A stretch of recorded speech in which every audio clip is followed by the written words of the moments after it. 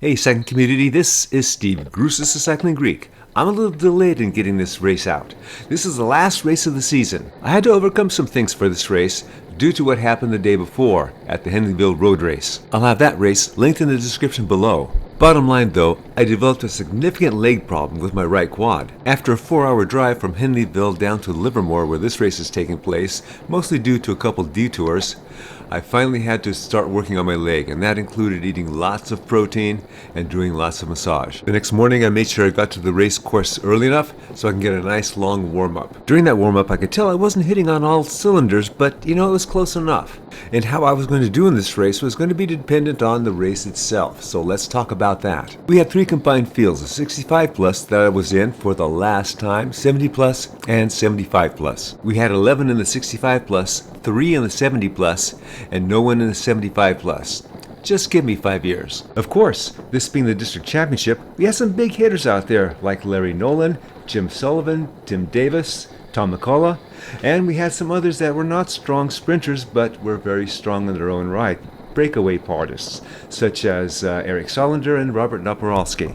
Of course, just because of the day before, just the finish of the pack I would consider a win for me, I was going to look for my opportunity and take it.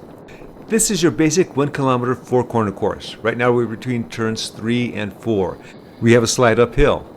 It kind of crests when we cross the finish line, and then between turns 1 and 2, we have our downhill.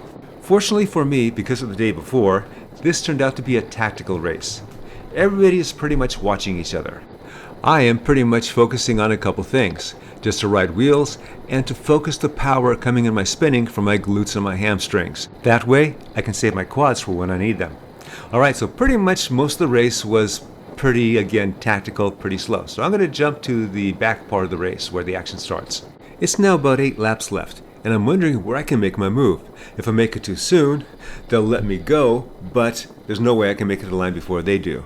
If I make it too close to the end of the race, they'll never let me go. Just then, Eric Salander from Penn makes the move himself. The pack doesn't give him more than a couple seconds before they're on him. One reason being that he's a pretty strong guy, and 2, that he has 2 teammates, Tim and Shin. And Tim Davis is one of the favorite riders in this race. After about a half a lap chase, Eric settles back in the pack right in front of me. I'm at the back, and with only 11 or 12 riders left in the pack, this is a good position for me. Jumping forward again to just a few laps to go, I had been looking for somebody to attack so then I can have a chance of countering. Maybe something will happen in these last few laps. No attacks per se thus far, but we've had surges. Surges with me in the back, which means there may be times when I get gapped off, like what happened there. I'd suck on somebody's wheel as long as I could, and if they didn't pull me up, then I'd jump up to the pack.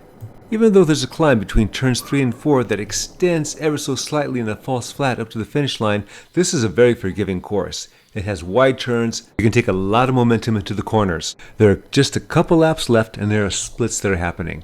I'm on Robert Naparalski's wheel, and I figure if I'm on his wheel, he's a time trialer, he's not going to let anything go. I just have to make sure that I stay on his wheel. Using that momentum into the corners, that's what's helping me out right now. With my not being considered anything close to a sprinter, I figure my main job is just to hang on with the pack and finish with the pack. Remember what I said earlier. After what happened yesterday, just finishing with the pack today would be a win for me. Last lap, we've lost a couple more riders, so now there's 9 of us left. I'm just concentrating on being in Robert's slipstream. As it turned out, Larry Nolan took the win with Jim Sullivan and Tim Davis following.